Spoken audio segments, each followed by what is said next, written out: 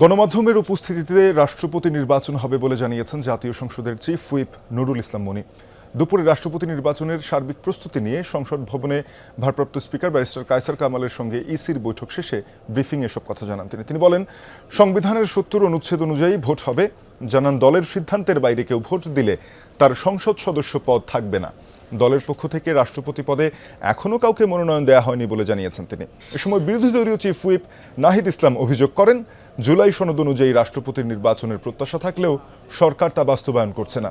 বিনা প্রতিদ্বন্দ্বিতায় যেন রাষ্ট্রপতি নির্বাচিত না হয় সেজন্য ১১ দলীয় জোট প্রার্থী দিয়েছে বলে জানান নাহিদ ইসলাম। আমাদের বিএনপি দলীয় প্রার্থী আমরা এখনও সিদ্ধান্ত ফাইনাল করিনি। মাননীয় প্রধানমন্ত্রী তিনি ঘোষণা করবেন। আমাদের দলের থেকে তাকে দায়িত্ব দেওয়া হয়েছে, তিনি সিদ্ধান্ত গ্রহণ করবেন। বিরোধী দল থেকে আমরা জেনেছি জনগণ প্রার্থী আমরা বিরোধী দল থেকে প্রার্থী দেবেন।